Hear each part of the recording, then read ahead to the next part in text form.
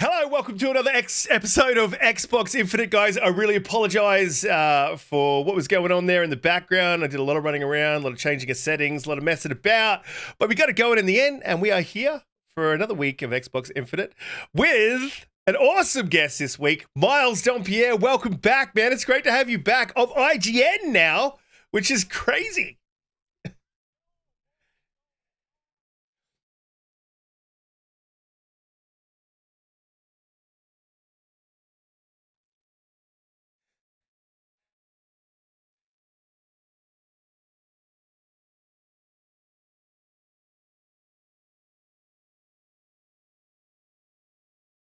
Yeah, it's getting wild out there on Twitter. It's there's a lot of quotes coming up, as you were saying in the green room there. But we'll get to DoomCutie. Welcome back. How you doing? How's your week been? What have you been up to?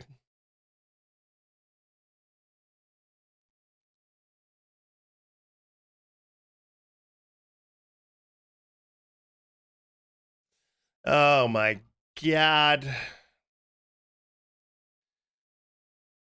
Okay, guys. Well, I'll just continue talking to myself. That means I won't be able to hear you either.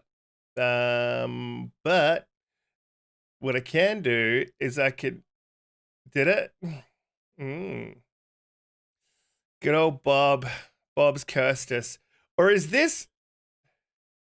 This is how it begins. This is how it starts. This is how it begins. I think this is what Riskit ultimately wanted. He wanted only him to be Oh, it's just a Riskit show. Cool. Yeah. He's like, oh, I can't get anyone else on. Oh, no. I'll ask the questions and I'll answer the questions. You should be back, so let's do Miles Dompierre. Welcome back to the show. How you doing, man? We know what you've been playing. How's your week been? Whoa, what's going on? Am I here? Is this thing on? Check, 1 2 1 2. What's going on? Yeah, as I said in the intro, excited to be on. It's been a minute. Yeah, it's been a week as well, so we have a lot of stuff to dive into. Excited. Let's rock. Let's roll. Let's have some fun on this fine Friday. Yes, sorry about that, guys. For some reason, OBS decides to randomly just change settings when it does an update. So then I have to juggle, and I should have checked that. But DoomCutie, how you doing? Welcome back. How's your week been? What have you been up to? Apparently, you're missing an arm last week. Yeah, indeed. Not doing the podcast last Saturday was so weird. Like, I was literally up, and I was like, huh, no podcast. So yeah, I missed you guys, and I missed the chat, and all that lovely gushy stuff. And I'm gonna do it and I don't care what you say, Riskit. Hogwarts Legacy has I'm in a cult. Like, it is actually a cult. But it's the prettiest, most just amazing cult I've ever been in, and I'm totally here for it. Absolutely. We will get to Hogwarts Legacy. I think that's one of the first ones off the rack. JediKnightPeter, how you doing? Welcome back. What have you been up to? What have you been playing? How's those Fortnights? Actually, if you don't know, Pete's terrible at Fortnite. I basically have to carry him, so I've got very sore shoulders from the week. Yeah, hilarious. How many wins did we get because of me last week? I think every single one of them. Yeah, I think you were dead literally every time we played. I think you should push your gameplay. So, yeah, Fortnite's been really fun. So we've been getting into that like every night. I don't know how much Fortnite I want to play anymore since Hogwarts Legacy launched. That game has taken the industry by storm. Very reminiscent of what Elden Ring did. Everybody's talking about it. Everybody's playing it. Love that game. Can't wait to get back into it. Really did feel off last week, Cutie, didn't it? I just did not like not doing the podcast. We are back, baby. We are back, and we're back with Umbra Infinite. And how's your week been? What have you been up to? And also, AJH has a question for you. He wanted to know why Unreal Engine 5 is such a bad engine.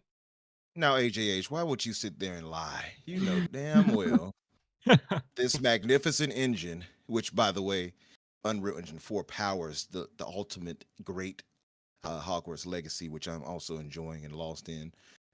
You know that's not true, bro. But anyway, I am excited to be here with you guys. I'm happy to have Miles join us again. It's been a while. But yeah, excited. Yeah, Risky, you couldn't cut me, could you? Yeah. He likes to try to stop our joy, Miles. I forgot to mention. I'm hovering over the mute button. Thief of joy. Okay. Yeah, if I start singing, he's like, he gets. Let the man sing some Stained, okay? Thank you. Thank you. Oh, But wow. I've He been knows the enjoying- band. That is points. Definitely points. Miles right is a rocker. there. Miles is a rocker. You didn't know that? Mm-mm. But yeah, so yeah, I'm excited, man. Hogwarts Legacy, I've been enjoying it. I've been loving it. I've been saying all type of spells that I don't know how to spell actually. Allahoma, Elarahomara. I don't know how to say it. But anyway, I've been doing all types Oh, of things. God, my ears. I'm waiting to get my Avada Kedavra so I can just start murdering people the cursed way. But yeah, excited to have you here with us, Miles, and excited to talk about topics today. Absolutely. And if you guys don't know just a little bit of what I've been up to this week, I started a new job, and that job is fly in, fly out. And that's why we didn't have a show last week, because we didn't know how we were going to go. And we'll talk a little bit more about that in the back end of the show. There might be a few little changes. I do think we're going to hold this time slot. But I have been playing Dead Space, and I kind of haven't. I had a terrible TV. It was ridiculous from the 1990s. So I stopped playing Dead Space. Didn't buy Hogwarts. Haven't played Hogwarts yet. I've just downloaded it. So I'm looking forward to hearing about how good it is and how amazing it is. I've been hearing it all week, actually. But I'm really looking forward to playing it. But I haven't played it right as of yet. I did just do the character creator. And then I was just saying my little fella was running around the house covered in stuff that needed to be cleaned off. So I didn't get to play much. But that is the topic that's first off. That now, look, there's a lot that sort of goes into this. Hogwarts Legacy, as Pete said, is really taking the gaming world by storm. I think it's eclipsed Elden Ring's sales in the first month. Is that correct? Or is it the first 2 weeks? I believe it was. First 2 weeks, I think. Yeah, it 80% hasn't been more. out a month Just- yet. Yeah. Just physical when it comes, and I think it's PlayStation only. But yeah, I mean, the game's Yeah, I was gonna say, I selling, don't like, think official sales numbers for all platforms have hit yet. Yeah. Right. So yeah, it's and a it's 22-year-old just record, physical. apparently. Yep. Not only that, Riskit, 1.2 million concurrent players on Twitch, 880,000 concurrent players on Steam. This game is doing crazy numbers. Well, look, I would say that most of us, apart from me and most of the chat, the guys have probably played the game. And Umbra brought up a really interesting question whilst we were talking about these topics. It doesn't seem that the controversy surrounding Hogwarts has hurt the player base, hasn't hurt the player numbers, hasn't hurt the sales. But do you think, Miles, that the controversy surrounding Hogwarts, and I'd be very interested to sort of know, as a media insider, do you think that the controversy surrounding Hogwarts could hurt its Game of the Year chances? That is a really interesting question, because going into the release of Hogwarts Legacy, we knew it was tracking to be a giant game. Looking at metrics and data, it was tracking to be a huge game. The search metrics surrounding Hogwarts Legacy were just astronomical. So there was no world where this wasn't going to be a big game. But that being said, there was a lot of outlets and a lot of sites that opted not to cover it and opted not to talk about it. And I think there are some interesting conversations to be had there. You know, I've taken some time to make sure I'm up to speed with a lot of, trans writers who've spoken about this issue and what this all means. And I think there are a lot of important messages that have kind of been drowned out with some of the noise, because for a lot of people, this is kind of a bummer in the sense that this magical world that they love and grew up with has kind of been tainted by the actions of the creator and how the creator kind of, regardless of how you feel, regardless of, supporting the devs, like at the end of the day, she's making money off this. And for some people, that's a moral problem. And, as we look towards this space, sometimes the noise kind of eclipses everything else. But at the end of the day, if someone wants to take a stand against something they don't believe in, I'm gonna support that. I'm gonna champion that. So I think there's definitely going to be some people and some outlets when it comes to the Game of the Year conversations that don't bring it up. And it's not going to be that, it's probably just going to come down to the fact that they didn't play it. They opted not to play it. And I know the way Jeff Keighley's Game of the Year show works is they have a panel of folks from a bunch of different outlets. And if these outlets didn't cover it, then they're not going to opt it into the Game of the Year conversation. So whether that's fair or not, I mean, that's going to be up to a lot of other folks to decide. But yeah, this whole launch has been it's been a wild ride, because the game is a juggernaut, as we've seen. It's selling. A lot of people are playing it. A lot of people are disconnected from the social conversations of all of it. But as someone in the media space, I've been fully immersed in all of it, all of the noise, all of the chaos, and it's been a lot, let me tell you. Yeah, there has been a fair bit out there on Twitter about it. I've sort of avoided that. Cutie, do you think it's fair that a lot of media outlets will probably leave it out of their Game of the Year conversation when we get there? I mean, it's very early to be talking about Game of the Year. There's a lot coming this year. It's been a huge year, which we're going to talk about, but do you think it's going to get its chance to shine? Look, I think it would be a really massive shame if it didn't, because of the controversy around it. I think people have. I think a lot of media outlets have covered it, but I think they've all gone in with their opinions already. Like they've not gone in on a clean slate, and because of that, their reviews, their opinions, their reactions to the game have been framed inside that. And I think it's, I don't know. I'm pretty. I mean, my review of it was essentially a love letter to the game. So I mean, I went in with probably on the opposite end of really loving the Wizarding World and always having a special place in my heart for it. So look, I honestly, I don't think it will win Game of the Year simply because of the way certain communities feel about it, and they've been very vocal, and it has shown. It hasn't hurt the game's player base. It hasn't. The numbers don't lie. Mhm. So, but I will say it's probably a little bit too spicy of a thing to be the Game of the Year. Absolutely. Look, in just going sort of through the reviews on Metacritic earlier in the day, there is, I believe, 17 publications that gave it a below 5. We've got 1, 2, 3, 4, 5, 6, 7, 8, 9, 10, 11, 12 zeros. Nonsense. Purely based on their feelings. Those people should not be reviewers, honestly. Mm-hmm. Just want to say it straight out.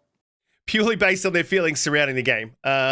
Is that obviously not how you feel, Umbra? You don't think that the game should be reviewed based on anything other than gameplay? If you cannot review something because of your ideological differences or your political differences, then don't review it. You're not forced to review this thing. What they're doing is making their political stance in it by saying, we're going to downgrade this game. Now, somebody who gave it a 0 or a 1, automatically, you should be dismissed. Your review should not count for anything on there as an official reviewer, because it's a 1 or a 0 or a 2 or 3 or a 4. You're telling the audience that game is broken. This game is far from broken. We all know it. They know it. That is a disservice to the entire thing that you're supposed to be doing as a journalist or as a reviewer, or whatever you're supposed to do, that what people are supposed to take you serious as, you know. And I don't care what your political leaning is on it. I don't care what your agenda might be. I don't care anything about that. If you feel so strongly about this that it hurts you and offends you in any way because it's connected to who it's connected to, then just don't review it. Don't touch it. And you know what? In saying that, I don't think there's anyone who has reviewed the game positively. I don't think they've reviewed it in an attempt to marginalize any community in the gaming community or, worldwide. So the fact that will prevent it from getting Game of the Year is actually wild to me. Even though I do think it's the main reason, I think people are. It's an extremely sensitive topic for some people, and I respect that. And I won't try. I've never tried to promote it in a way that's going to, like I said, marginalize those particular people in the community. I think everyone should be welcome. So, it hurts my heart, but it is what it is. Yeah, the situation is just it's just a bummer. Like, I know people want to enjoy the game disconnected from J.K. Rowling and disconnected from those conversations. And if you are, then that's good on you. I'm someone who struggles with a lot of moral decisions day to day. Every time I buy an electronic device every time I go online. We are aware of what it means. And you can say ignorance is bliss at a certain point, but Mm. when you're choosing not to have the information or choosing not to listen to it, then it's a different conversation. It's no longer ignorance. It's just you deciding that I don't care. And I think that's what some people have a problem with. And again, I'm not here to make anyone feel bad for playing Harry Potter. I've been playing it. My wife's been playing it.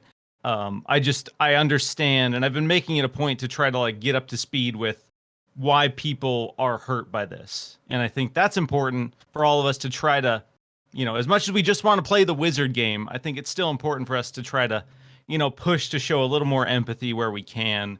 And, I've seen some people like turn this into like a dunk. Oh, the game's doing well, take that, and using that as like an insult to people and a Yeah. dunk on people. And that attitude to me is kind of whack and kind of lame. But again, it just becomes this us versus them mentality, this mob mentality. And I don't know. The situation's just a little bit of a bummer in my eyes. Yeah, it is a little bit of a bummer that it sort of it takes some of the shine off the game. For me, I did actually have a conversation with a couple of guys in the background, Umbra being one of them, just sort of getting their opinion on, say, were this coming from a different, there's no other way to say it, side of bigotry, would it be the same thing? And just talking to a lot of the guys in the community and just sort of getting some perspective, I personally don't think politics should come into gaming. Unfortunately, it's starting to creep in. And especially when we go to Pete, politics will always creep into gaming. But Pete, do you think if you had a choice here, looking at a lot of the positive reviews, there's 526 positive reviews. There's actually 42 negative reviews and 15 mixed. It seems like a smaller side of the media community did voice their opinion just based on the politics behind the game. But it is good to see that the wider community are just removing the politics from their reviews and being fair. I think, there's a lot of people behind this game. There's a lot of people that develop this game, put a lot of love into the game and love the universe regardless of its creator. Pete, do you think we should be bringing politics into the Game of the Year conversation or into any conversation when it comes to gaming? Yeah, I get why you came to me last. This is a very sensitive topic, and I suppose I'll try and choose my words carefully. If you are a game reviewer, review the game. Is this really what the world's come to? Where you're giving a game a 0 or a 1 without actually even playing it due to your politics? I think that's the definition of insanity to me. I love this game. I love everything about it. I was hooked after the first 15 minutes. The gameplay is fantastic. The story is fantastic.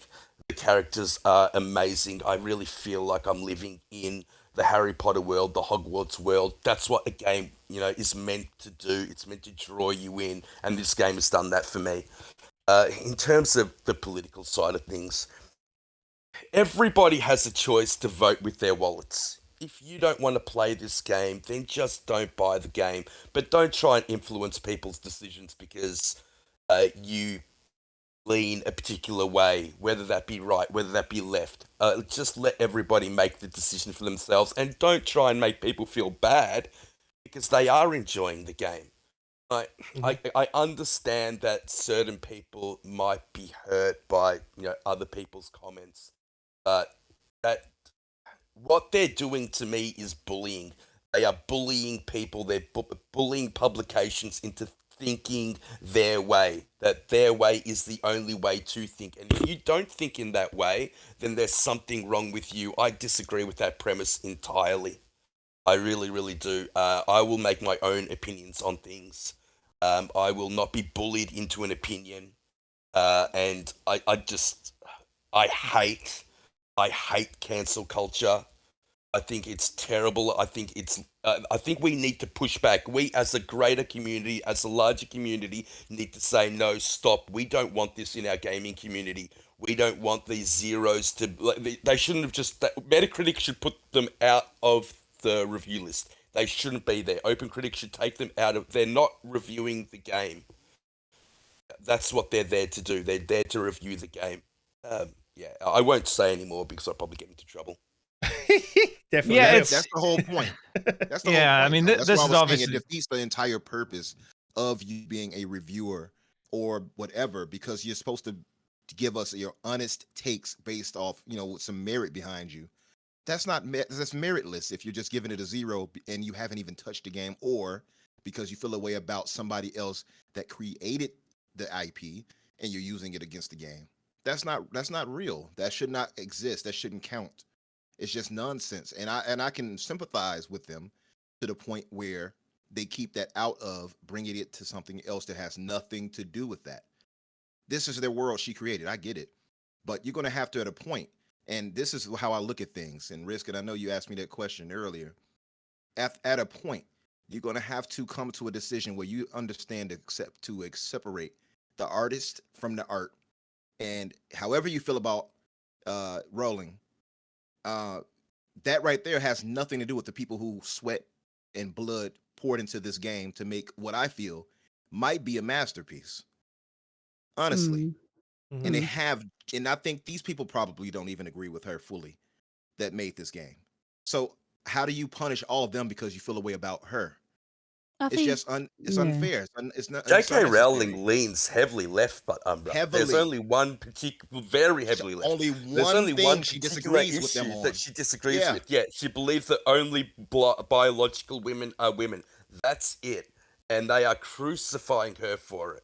Absolutely crucifying her. Well, you know what Let's people for that one like with thing. definitely their not get into the merits opinion. of that conversation. I Sorry, will. Cutie. Yep. Look, no.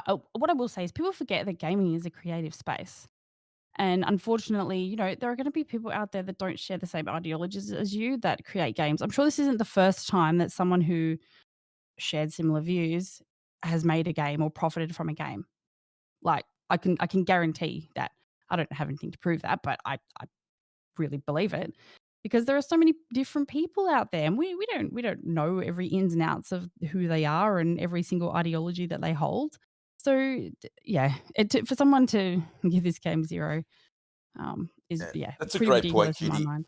And we had this conversation before. If you really felt like that about everything, that you wouldn't buy a BMW, you wouldn't buy Coca-Cola, you wouldn't buy Pepsi, you would be able to wouldn't have a find phone. negativity in absolutely every single This is a major fact. company in this world.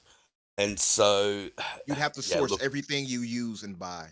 Yeah, Basically. yeah, and it's like at a certain point, I know people are like, will say, "Oh, you're a hypocrite because you're tweeting, you're on Twitter." I'm on Twitter. I don't like Elon Musk. I don't agree with a lot of things that Elon Musk has done. I'm on Twitter, so I'm a hypocrite.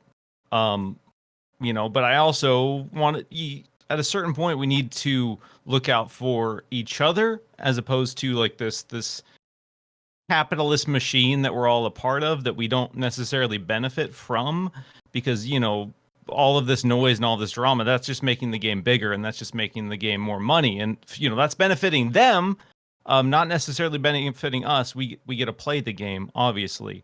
The whole situation with Amazon, when there was the tornado situation, and they basically let employees die during at an Amazon warehouse because they didn't evacuate them when there was a Yes, I tornado remember coming. that. When that Yeah. happened, I canceled my Prime. I said, no, I'm sorry. I'm not going to just sit by and let this company make money off me, and they're going to let the people that work for them die.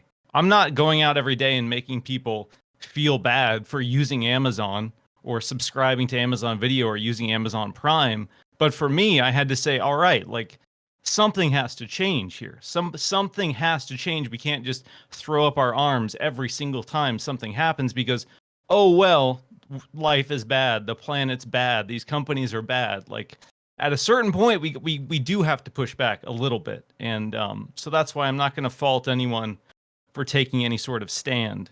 When it comes to reviews, that entire process, all of us here, I think, would agree that video games are art.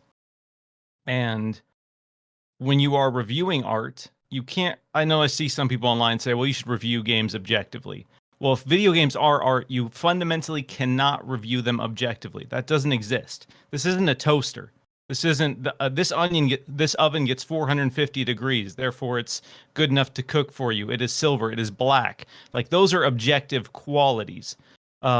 So when it comes to reviews for video games, fundamentally, we're all going to have bias when it comes to preferences, genre, style, all of that. So, I'm not going to, again, if someone wants to talk about the politics of the situation in the review, I think that's noble. That's fine. Obviously, if they're going to give it a 0, that's kind of discrediting what the final end product of the game is. But that being said, I don't think we should say that, reviews can't mention those things, because we're talking about it. It's impossible not to talk about the rowling elephant in the room with this game.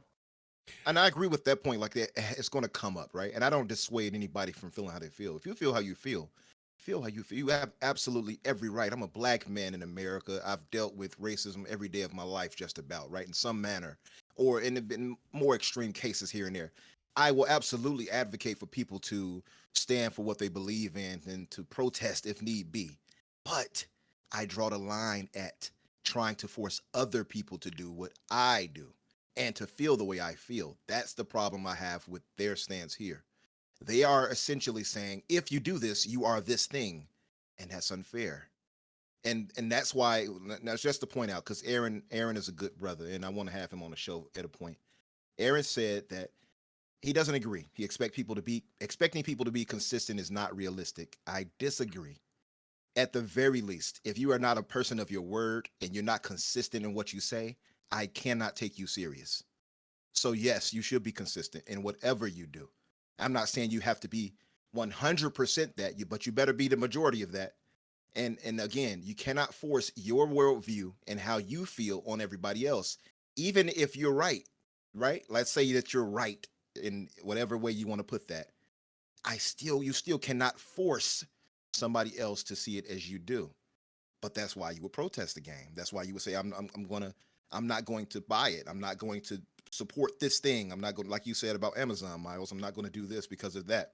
Respectable, understand it 100%.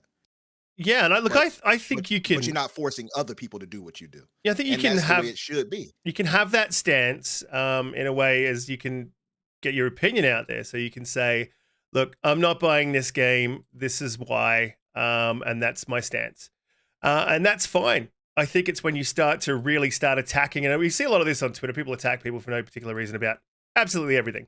But I think when you're doing that, that's where the wrong comes into it. I mean, when I bought Vanguard, and I think I posted some gameplay on Twitter, I got attacked. It's like, oh, you're supporting ABK. They're horrible. You're supporting Bobby Kotick and blah, blah, blah, blah, blah. It's still the biggest selling game that year, so a lot of people were. But I wasn't buying the game to support Bobby Kotick. And I think on that route, my thinking was that there's 9,000 developers, I think, that worked on that game in total. All these people have families, they've got bills, this is their job, this is what they do, and they made, I thought Vanguard was all right. They made a pretty good game. I wanted to play it, I wanted to buy it, and we talk about, there's a side of the community that talks about supporting the developers. That to me is supporting the developers, because hey, that game did well. It's not paying them, but then they'll likely make another one. We always knew they're going to make another COD. Those people that did well on that game, they're going to get another shot at making another game, which is going to keep them in a job, which is so there's a lot of sides to this. It's not just supporting J.K. Rowling. There's a lot of people in between this game and her that can get hurt if we let the negative narrative sort of run a bit out of control. And I absolutely respect if people feel like that.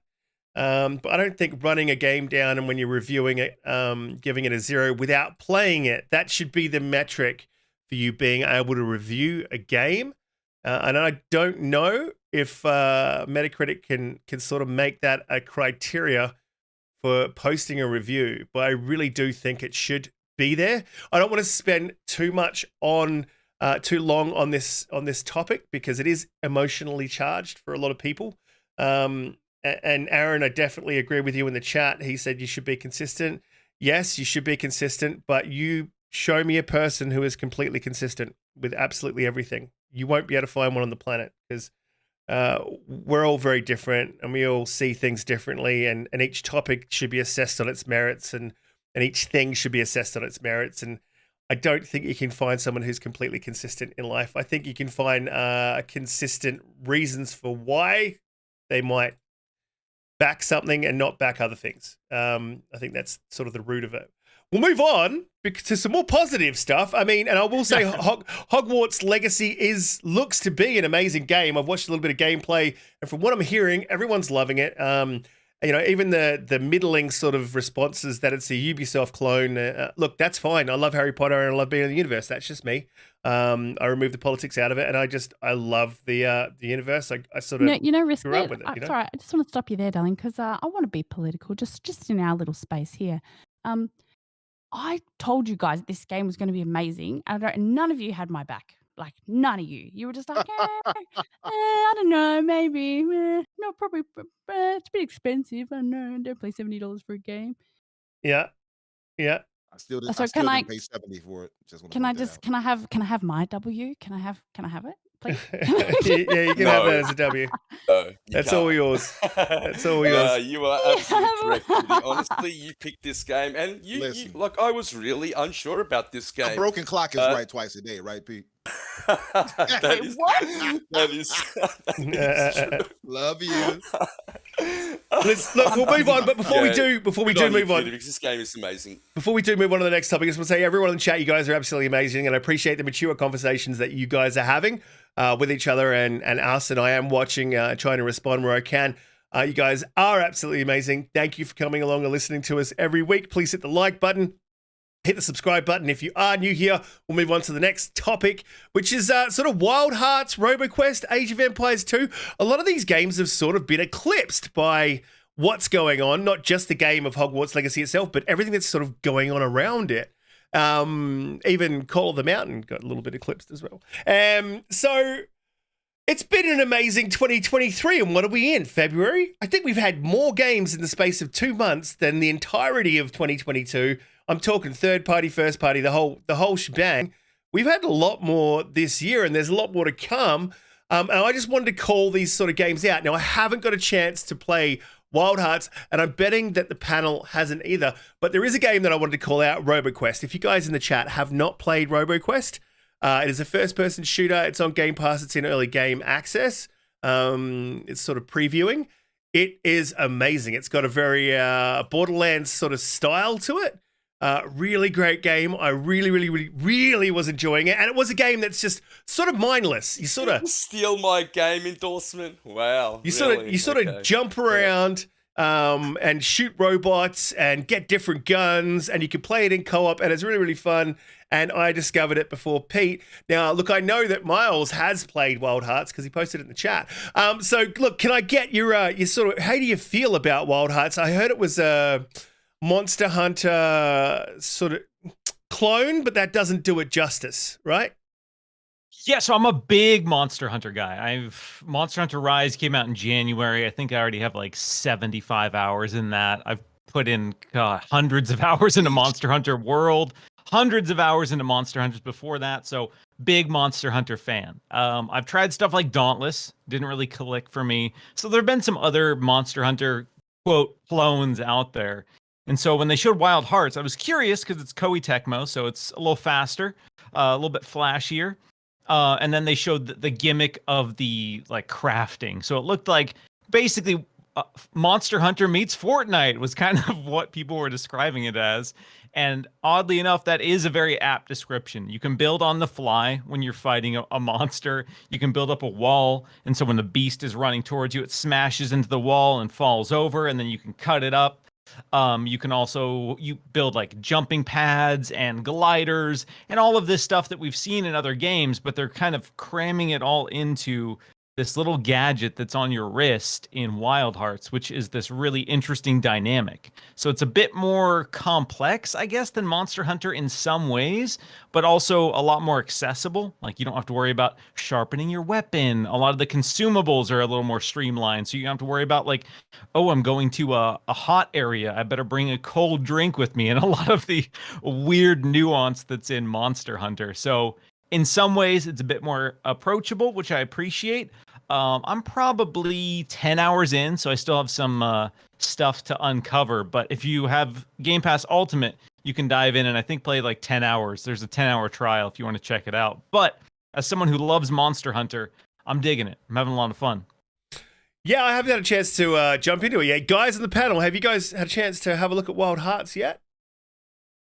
No one. I've looked at it, but I haven't played it, unfortunately. Yeah, I mean, it was a 76 gigabyte download, so I was like, yeah, F that. And I wasn't going to play it because, you know, Hogwarts came out anyway. Yeah. Yeah. Unfortunately, Nothing's Hogwarts is getting taking me all off my time. Hogwarts. Yeah. Sorry to say it, but it's true. Cutie, have you looked at Wild Hearts? I know you've completed Hogwarts. Is there any other game that you're looking to play? No, I've decided that Hogwarts is going to be the game for me. Yes, look, first, I want you guys to admit that I was correct about Hogwarts Legacy. Look, there's a lot coming out this month as well. We'll get back to Cutie when she returns to the mic, or if she's on mute talking to herself. But there's a lot coming this month. We've got Atomic Heart around the corner, 21st of February. Resident Evil Village does hit PSVR 2 as well, which I'd be really interested to have a look at. I don't have PSVR 2, but I am considering it. Deliver Us to Mars. She's back. Deliver Us to Mars as well. That got completely overshadowed. I haven't touched that or picked that up. Haven't heard anything about it, so I don't know if it's any good. Like a Dragon, Inshin, that's coming on 21st of February as well. There's a lot sort of coming. It's a huge, I mean, if you're into Destiny as well, guys, Destiny Lightfall. I'm excited for it. Yeah, drops on. I'm excited for Like a Dragon, by the way. You are? You are? Yeah, there's a lot of people that really sort of like that. Yakuza. Yeah. Mm-hmm. So there's a lot to play like coming up, and I haven't even pulled up March. But look, where do we think Starfield's going to drop? Just kidding. We're not having that conversation again. No, can we not? Honestly, Riskit, the same thing happened last year with Elden Ring. Elden Ring, and this is what I was talking about in the intro, it's taken the game world by storm. Everybody's playing it. Everybody's talking about Hogwarts. It is the it game at the moment. I mean, even Horizon Forbidden West, which is a AAA quality game by Sony, usually they do fantastically well, and it was just massively overshadowed by Elden Ring.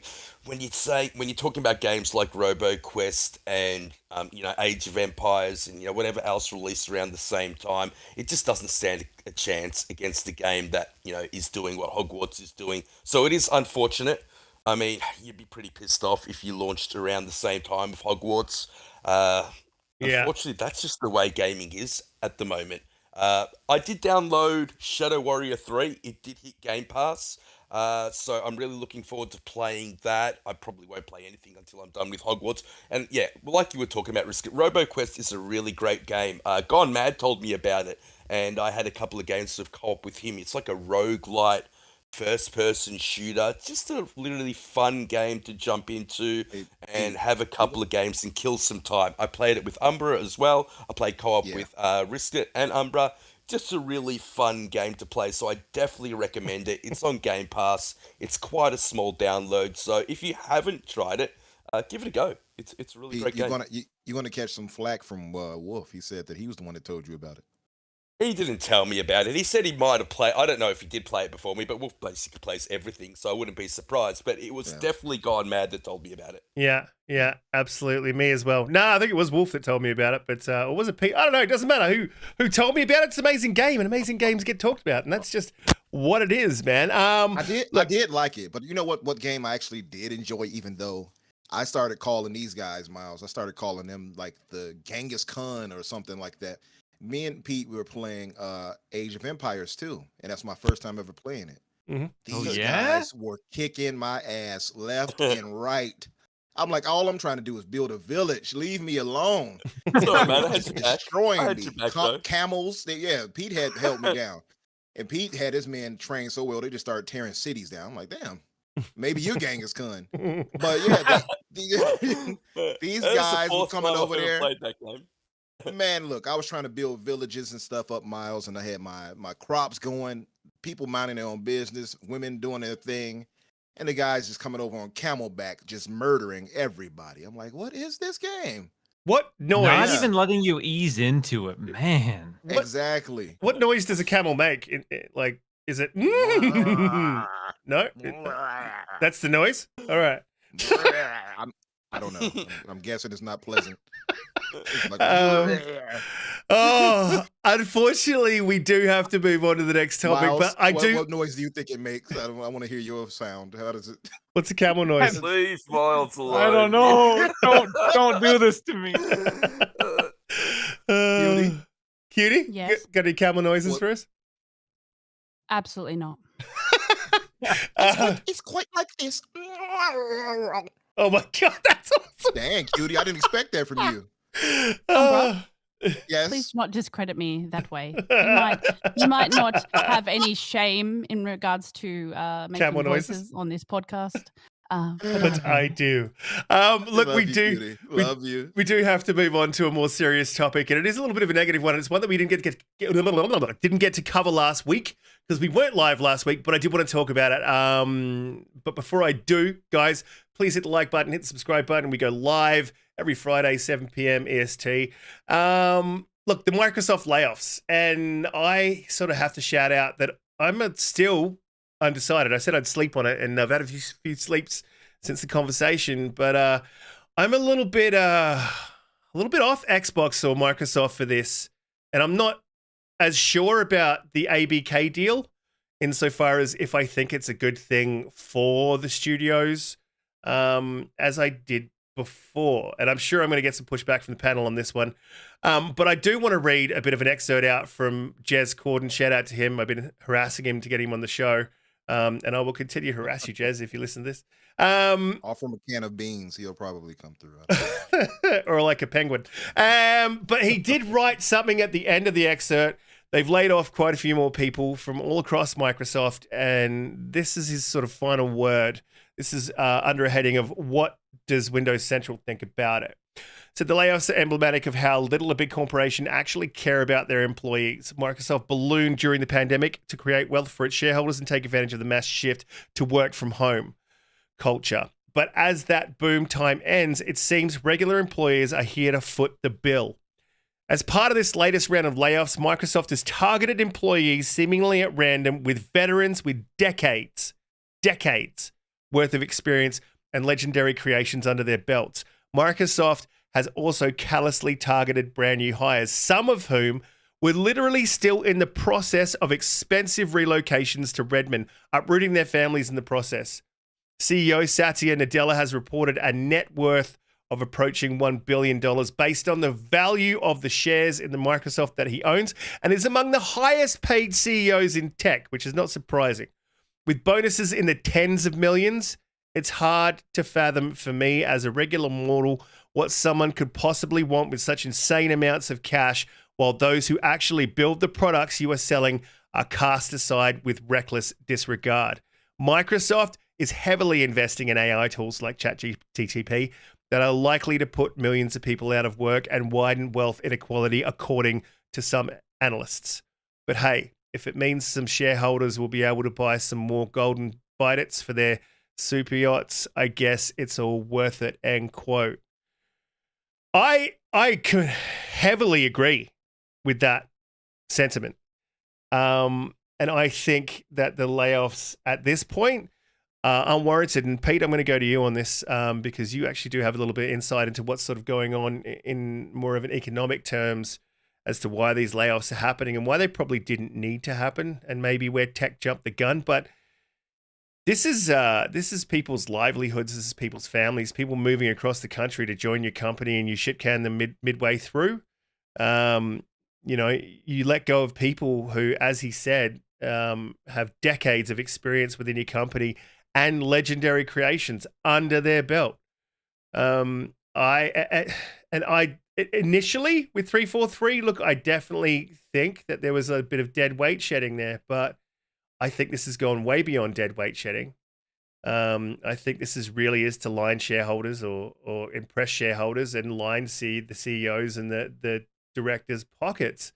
And I can't get behind that. As a working man with a family, I cannot get behind that. And because of that, I am actually a little bit concerned about ABK. I don't want that company to be bought and then those people to lose jobs who have been there for however long.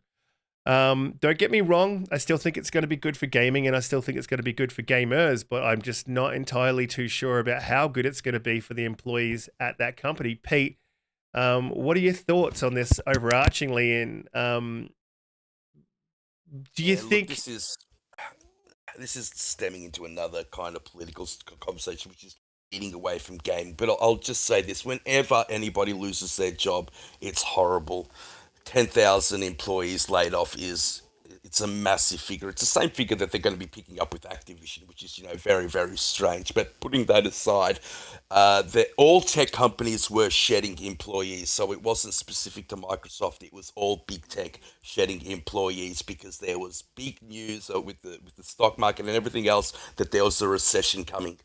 But just recently, we've actually got great news coming out of the US where there was a lot more jobs created than they thought. I don't remember the exact figure, but the figure that they were expecting was, I think, 185,000. I think they got up to 1.2 million. Don't quote me on that, but it was much, much bigger than the 185,000 that was proposed. Not only that, unemployment dropped down to 3.4%. They definitely do seem to be staving off a recession. Things point to that, like the price of gold and silver dropping heavily. People invest in these things when they believe a recession's coming, and the price of the dollar is going to go down. So that is all great news. So it looks like all these big tech companies pulled the trigger too early. So they were insulating themselves off a recession. But to me, that should always be a last case scenario. So you shouldn't ever shed employees until you are absolutely required to do so. And look, I get that they're in a bit of a rock and a hard place position where you don't actually want to be firing people in a recession. So they were trying to do it before the recession actually hit. But I feel sorry for these workers and their families that they were laid off and they most likely didn't need to be. Yeah, absolutely. And just Shane G in the chat, I have looked it up, mate. 70,000, it's not 90,000. Don't bloat your figures to support a corporate entity. But okay, I love Xbox as well, but there's no need to bloat figures to make something look a lot better than it is.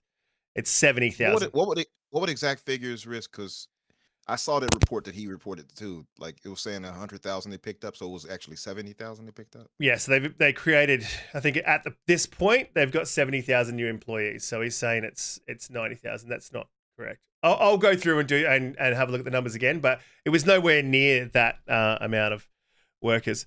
Miles, I'll kick it to you. I do want to get your sort of opinion. From basically you don't lean one way or the other. You're not biased, I don't think, towards a console. Obviously I play mostly on Xbox, but I think it's I'm somewhat of a hippie, a radical hippie, because I've also been kind of vocal about capitalism and the way that these companies have the power to just, in this case, lay off 11,000 people because, oopsie, we think maybe there's a recession that could happen, and we, if they did overhire, which is what I see some people, use that as an excuse to downplay this. They say, well, they created a bunch of jobs, and it's like, well, okay, well, that's going to fall on the executive leadership.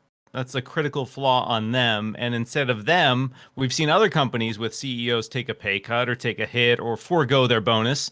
They're not doing that. They are saying, all right, we need to shave X number of dollars. And to shave X number of dollars, the easiest and quickest way we can do that immediately is to lay people off. And that's why they do it. And so as soon as these companies are beholden to investors and shareholders, they have to do these kind of things because those shareholders want that return on investment. They want that money, and this is just a way to ensure that money comes in.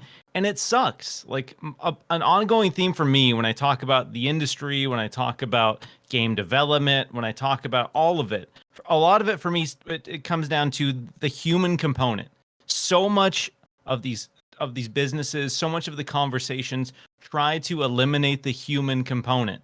Even Microsoft, when they announced that they were laying off 11,000 people, they said it's less than 5%. Like they were trying to downplay the fact that they're laying off 11,000 people. Like 11,000 people's lives aren't fundamentally impacted. And the bigger you get, the easier it is to look at these numbers. And then you have all these other tech companies who are doing it at the same time. And then so you have people say, oh, well, everyone else is doing it.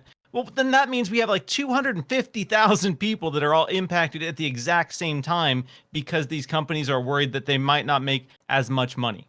The most important fact of this entire situation is that none of these companies were bleeding money.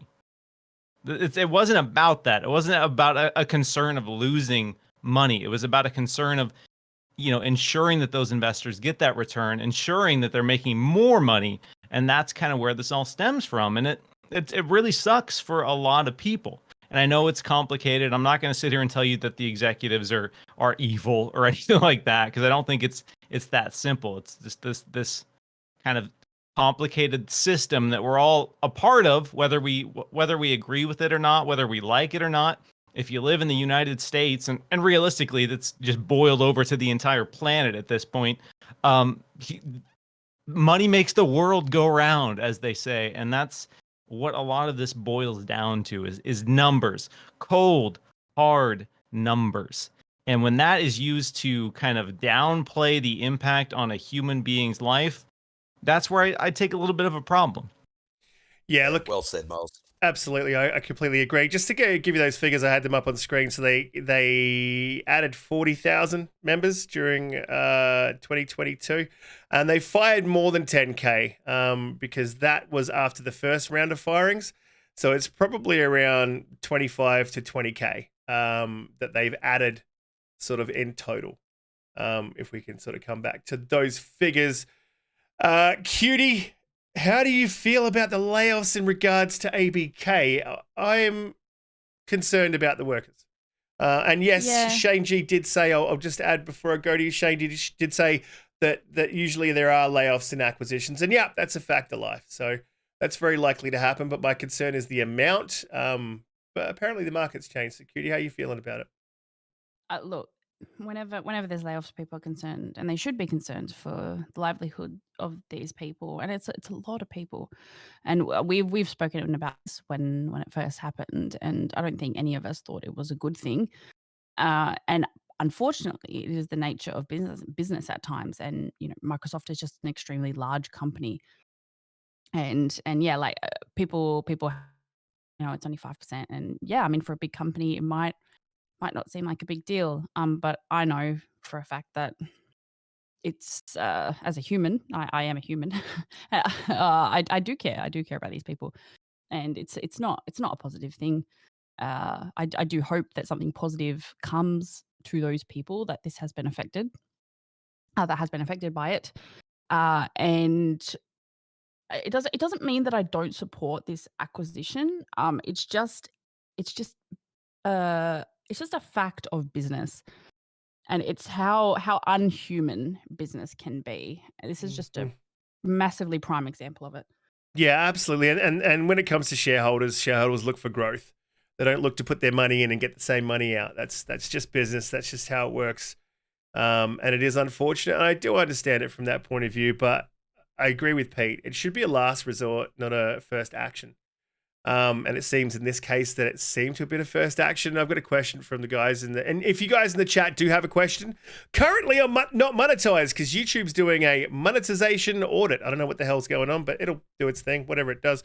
But if you do have a question you want to put in a super chat, just type question in front of it and it will highlight it to me and I'll be able to bring it up and ask the panel, ask the guys. Big Mad Mo said they just fire them or they give them time and also help them to find something else. Yeah, I'm sure that with some of the guys, Big Mad Mo, that they did. So yeah, they did break down that everyone's getting, I think, above like the legal amount of severance. I think they said 60 days, correct me if I'm wrong. So they're not like straight up firing people and saying you don't get anything, good luck, Godspeed to you. So they're at least offering some type of compensation. But yeah, still a bummer. And just to circle back real quick on the it's just business line that gets used a lot. That is used to justify some of the most horrendous things that exist on this planet. So I don't like it. I don't like when people use it. Yeah. To simplify, just the reality of being a human. And, when Microsoft is actively buying up a bunch of AI, that it circles back to just eliminating the human component. Like there's a fundamental problem with being a human that we need to solve as a business necessity, and that's kind of how I feel about the timing of all of this. I think you're trying to deny the inevitability of Skynet taking over, Miles. I think that's what it is. Yeah, I mean, And- yeah, there's obviously some problems with humanity. All right, you look at our track record; it hasn't been great. So you get an AI hive mind in here looking at us and and Absolutely. they say, "Okay, all right, we got to clean up here. This is a hot mess. Let's shut it There you down." go. Let's get our So- AI overlords going. I'm on your side, AI.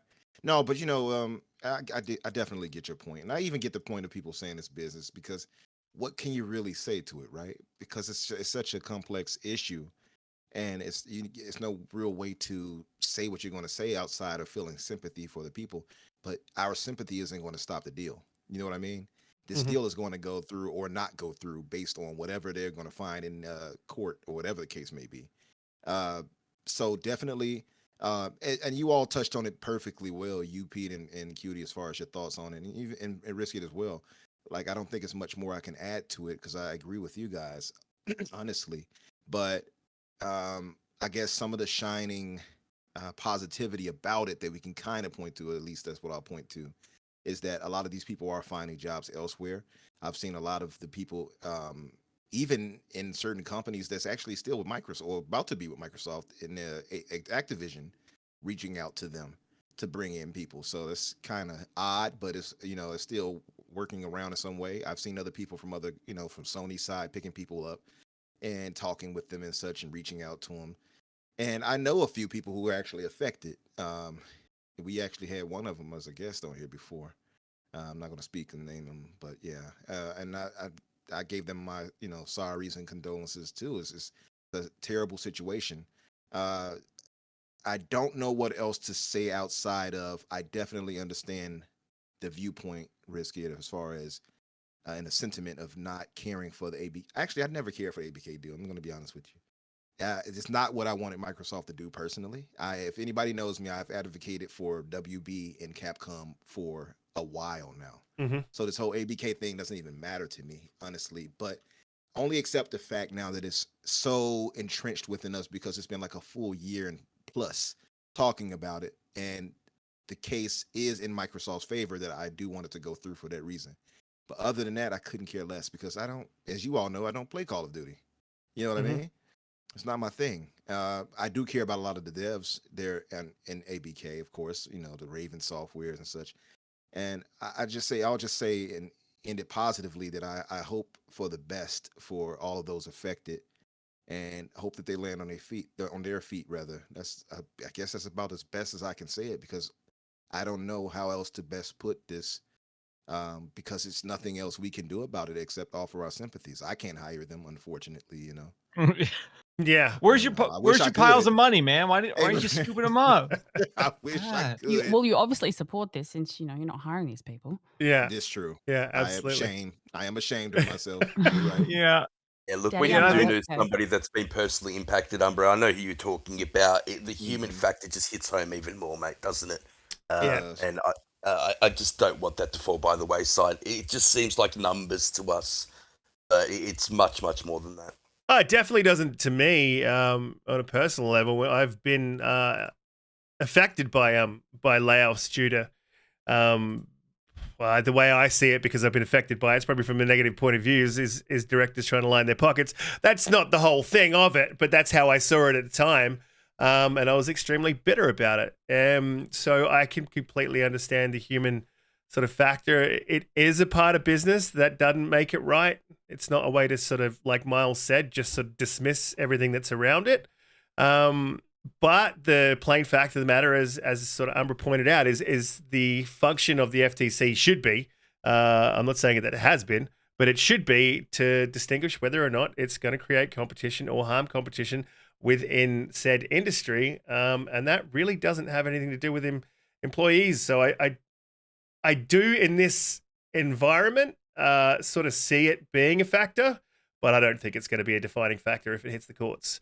We will move on, because it's super, super negative, and I don't want to have a whole negative, and damn it, we've got another negative topic. But before we go to that negative topic, please hit the like button, hit the subscribe button. And we're going to talk about unicorns next week and fluffy pillows and all that sort of stuff. But this week, the next topic is Game Pass is killing sales. Dun, dun, dun. Let's bring up that positivity. Yeah, let's go. Woo! Look, guys, this sort of came out during the week, and I agree with it. And I'm pretty sure there's a couple of people in chat that are going to jump on me, but like, 100%, it completely does tank sales. Like, I couldn't. For those who disagree with Riskit, put up some tomatoes in the chat. Yeah, I mean, think of it this way. So I'm thinking of it from my perspective as a gamer. When I have a game in Game Pass that I can play and complete, then I likely won't buy the game. If I have a game in Game Pass that's multiplayer and it comes out of Game Pass, you can bet your bottom dollar if I'm still playing it, I will buy it. So it really depends on what type of game it is, but I do see that affecting game sales. However, and I was watching one of Destin's videos, and he made a very, very good point. It's one that I completely agree with, and I think that the panel's sort of going to align with this, and maybe the guys in chat that are going to throw tomatoes at me like Dave might also see this as well, is that because of those sales, Microsoft compensates you. You don't just put your game into Game Pass, and whoa. Like, they pay you to do it. And obviously, it's up to each and every developer and creator to sort of make the judgment on whether what's being offered matches what they're going to lose in sales. And there's probably a lot to take into that, because we know that if you're in Game Pass, it builds player base. Boo that man. If you're in Game Pass, it builds player base, and there's other ways to monetize games other than just direct sales. You've got microtransactions and all sorts of other things that you can add into your game to bring in those extra dollars. So look, I sort of see it as like, yeah, I get it probably does take away from sales, but it also adds something. And I think the decision sort of comes from the developer at that point as to which route they choose, traditional model or a subscription model.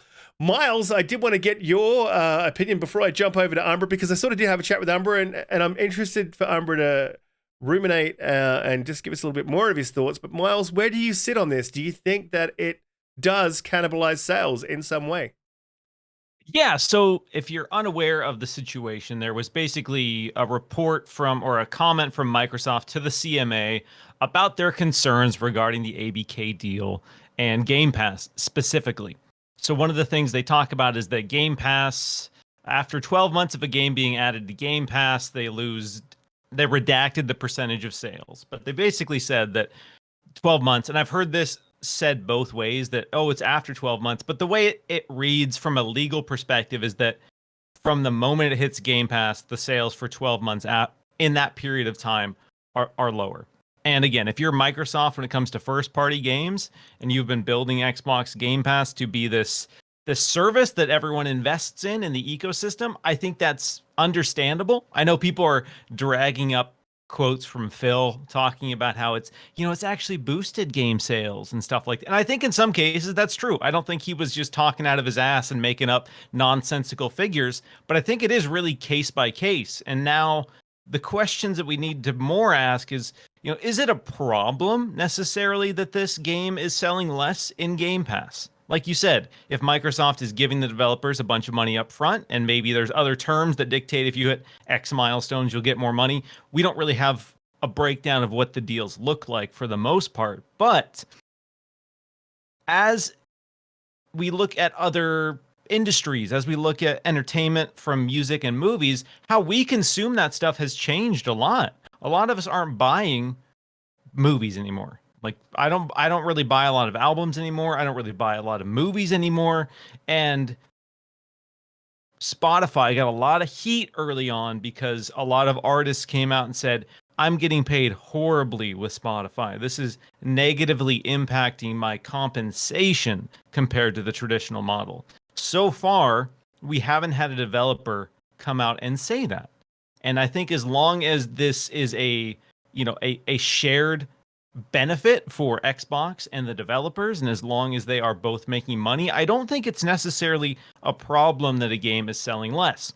Microsoft, obviously, when it comes to first party, they don't really need to worry about the game sales overall because they have an entire platform where they are selling first party games. They're selling third party games. So even when they're selling third party games, they are still bringing in money off that. And so if you can have a really enticing deal with Xbox Game Pass and you can have a bunch of first party games that get people into the ecosystem and you can shift their habits and you can get them buying their third party games on that ecosystem, it doesn't really matter if your first party games are selling less because you just have a lot of people on that platform spending money and in turn making money. So I'm not surprised that first party games in Game Pass aren't selling. I'm with you. A lot of when a game comes to Game Pass, I get excited because I don't have to buy it.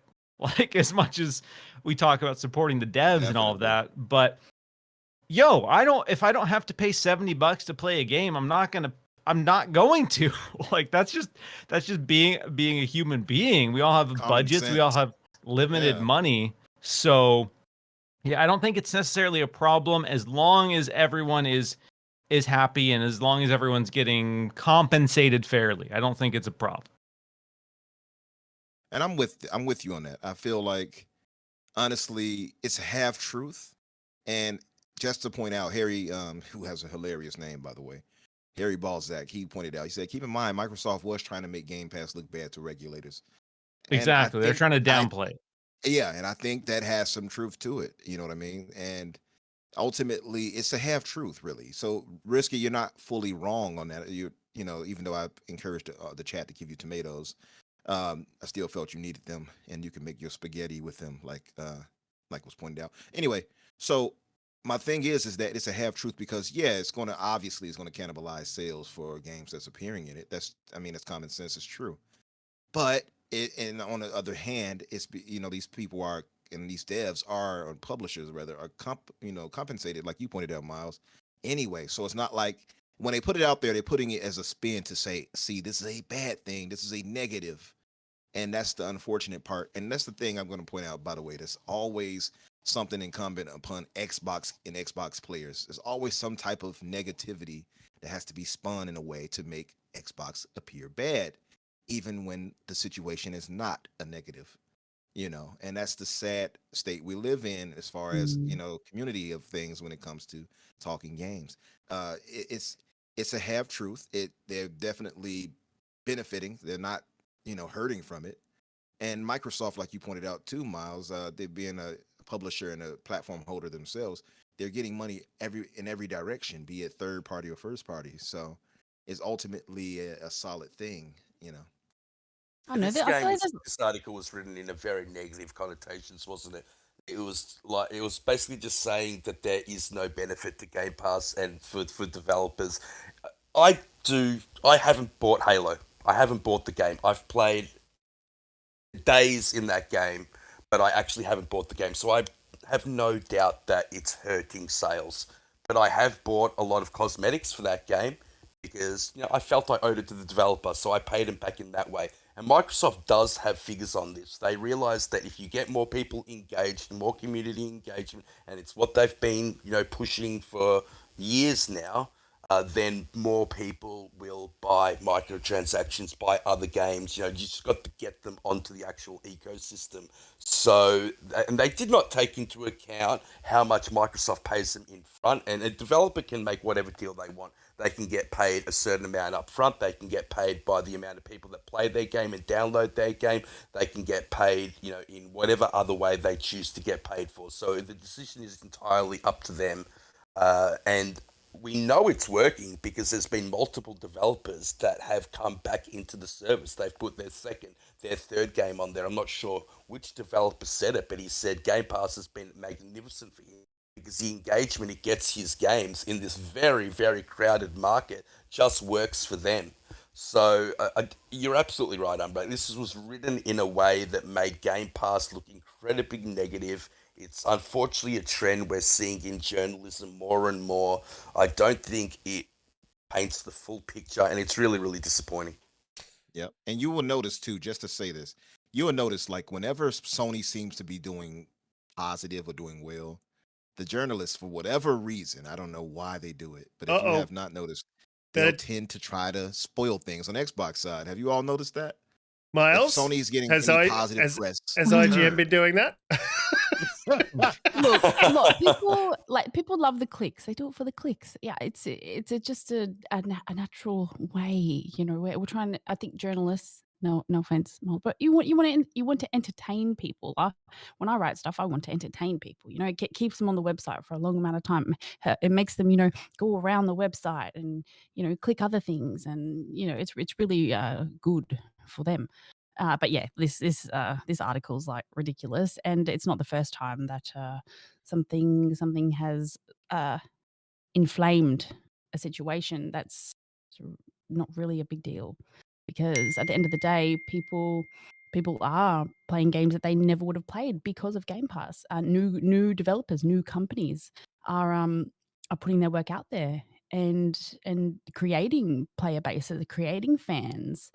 And I think it's a great thing, but that's just me, just me, an Xbot apparently. I didn't think people thought I was an Xbot, but there you go. Well, there you are. Accept your bot parts and move along. You're one of us. Yes. You're on Xbox Skynet, I'm Infinite. here. We're all Xbots here, except for obviously Miles. We've got a few questions and a comment that I want to get to by one bad mother, who's a very intelligent brother. Hey, that rhymed. It wasn't by accident. Look, Abdil said, when do you think the Activision deal is done? Who knows, dude? Who knows? At this point, I think we've all had an opinion on when we think it's going to be done, and then things change. So tomorrow we might get some more news where it changes again. So at this point, we'll know a lot more after the 21st. Yeah, I think so. You just wait and sort of see how it all pans out. Whether Sony will jump in the plane and fly over to the FTC again, and we'll see. Bobby Hawk asks, do you think you guys would play Wulong and beat it? Bobby Hawk, I did not like the demo. Miles, what were your thoughts on Wulong? Yeah, I love but I'm a big Souls guy. So disclaimer, love Neo. If any of you have played Neo 1 and 2, both Neo. bang. So if you like that, it's similar speed, similar style, 3-player co-op, very much a Souls-inspired game, but set in a cool fantasy historical Japan, or not Japan, but China. China. They've moved away from Japan. Yep. Yeah, so I'm excited. Really excited. Played both the demos, loved it. So yeah, I'm ready. Yeah, Pete, you're gonna be playing Game Pass, baby. 100%. Yeah, gonna be there, gonna beat it. I didn't do that well in the demo, to be quite honest. I was playing it more like a Dark Souls game, and there are definitely mechanics in that game that I need to learn. I'm not sure what it's called, but if you die, you lose your reputation. I'm not sure what it's called, and then you really, really shouldn't take on people until you can build that up, or harder. So there's mechanics that I need to learn. The non-stamina bar is difficult to get used to as well. I do like it. It's a lot more stealth orientated. There's a lot more movement involved than there was in the Neo series. So I think it's just going to have a bit of a learning curve, but I can't wait to play it. Yeah, I'm absolutely. a massive Souls fan as well. I bought Neo on the PlayStation. I never played Neo 2, but I definitely enjoyed it. Sorry. Did you mention PlayStation? But look, Pete, if there's jumping or driving in that game, you're in trouble. Cutie, what are your thoughts on Wulong? Did you have a crack at the demo, or was it something that was up your alley? It's really not up my alley unless it's to do with magic or pretty cars. No, I'm kidding. No, I didn't jump into it like I said. And I've said this many times. I don't play every single game out there. Things pique my interest, and I will play them consistently and not play anything else. I'll have certain little phases. But because I work, guys. I know. Can you imagine that? I have a job, I that can't pays imagine. bills and Yeah, stuff. way to rub it in to those people who lost a job. No, I'm joking. Whoa! Anyone with the No, layoffs, sorry. we at Xbox Infinite apologize for that. No, I'm kidding. Excuse me, Umbra. I'm just saying that people out there judge me for not playing all of the games all of the time, and That's it's true. just it Yeah, is it's true. simply because I'm actually you know how there are some people out there that are slow eaters. I'm a really Yeah. slow. I'm a slow gamer. I take my time. I If you were I like eating slow at to. the table, I promise you I would just walk away. Like, you know what? Oh, Umbra's just You like should have been done right by taking me out to now. dinner, and it's like 45 minutes too long, too long. It's going to Girl, take you that long to eat that salad. You know what? I You pay can't. the bill. I can't do that either. I can't deal with slow eaters or noisy eaters. My God, that's something I'll get up and walk Oh, away from. That's a major pet peeve of mine. Yeah. Yes, If look, you're it smacking next is. to me, I'm leaving. Yeah.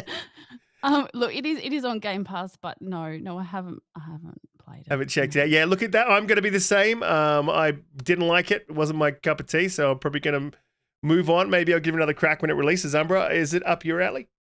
It is up my alley, but I will say I did not care for the demo that much. Mhm. It didn't wow me. But I'm hearing great things for the actual polished release. So that and it's going to be on Game Pass. So I'm definitely going to give it its fair shake. Yeah, it didn't wow me, man. When I played it, it didn't really do it for me. But I think at the time I was too busy playing so many other games too, so I didn't probably give it its fair shake either. Mhm. So I have But to can we wait just until. like, can we just What's that, Kitty? cancel? Can we just cancel the fact we ain't Xbox got no games? Okay, Sure, because we got that games. slogan We got died. games. That, yeah, We're buffet. We're buffet out here. There's so absolutely. much to choose from. Game Pass That slogan buffet. died a long time back now. I think at the very least, you Very know, good. I'm glad to hear it. Mhm. yeah, I think that it's always been a terrible narrative. But yeah, I am going to try it out when it's fully released to see if it's actually much better feeling to me compared. And it is a Souls-like in a way, in some ways. So I'm sure I will enjoy it because I do enjoy Souls games. So we'll see. Shout Well, out to they're Software the gamers first out ones that there. did it. Team Ninja are the ones that made Ninja Gaiden back in the day, and Mhm. I loved that game. I Yep. love that if you play on easy, they make you wear a pink sash. It's just hilarious. They don't do stuff Oh, like that in what? games anymore. Really? Just love that Wow. kind of stuff. But there's so many Souls games coming out this year, so this isn't the only one. I mean, we've got Lies of P, Lords of the Fallen, Yes, Wulong. I'm excited for Lies So of it's P. definitely a trend that's coming along, piggybacking off Elden Ring. So I'm all for it. Love those type of games. Mhm. Definitely not, Mr. Joanna Dark. You haven't missed it. We will talk about Resident Evil's Code Veronica and how terrible of a game that was. What? What? I love Code Yeah, Veronica. now we're talking, baby. Code Veronica. You woke him back up. That's the one RE that they just should not remake. Just leave it. Leave it in the past. Leave it Oh, alone. Don't touch You have it. awoken Okay. one bad mother. He loves that game. I know. Mr. Joanna Dark always comes into the chats, tries to get me riled up, tries to bait me into talking about Code Veronica, and it always works. Okay. AJH said one big factor is contractors. This is obviously on the layoffs. One big factor is contractors on average. Contractors on average cost a lot more than employees, which has always seemed to be a problem as of late, especially in the Washington area for Microsoft. Yeah, and they do that so that they can cut the fat when they need to without much of an issue. But unfortunately, it didn't go that way this time. Abdel114 said, are we going to see Hogwarts Legacy as Game of the Year contender at the Keeleys? We did talk about that at the beginning of the show, dude, so just jump back a little bit after the show and check her out. And, I never did quite give an answer to that, by the way. Mhm. I think that Hogwarts is deserving of it, just to say, but I think because of the politics behind it, it might be snubbed. So I'll just say that, but you can go back to everybody else in the beginning part. They did touch on it. Absolutely. I hope not, mate. We absolutely did. I don't think it should be snubbed because of that, though, but I think it will. Agreed. One Bad Mother said, should be in this as an option that's good for consumer. Should be in this conversation, I think. That's an option that's good for consumers. Businesses have adjusted to new paradigms throughout history. The devs in this remote work environment will stay in demand. Yeah, absolutely. I do think that Game Pass is something that is good for the industry, even though there's plenty of noise. But it also has potential to be bad for the industry if it's handled poorly. So there's nuance to the conversation about whether Game Pass is good for the industry as a whole. One thing is for sure, at this very minute, it is good for gamers and it's good for consumers. So we'll see how it all pans out. But at the minute, I'm happy with Game Pass. I'm happy with the way they handle developers. I'm happy with the way that they bring games to us gamers.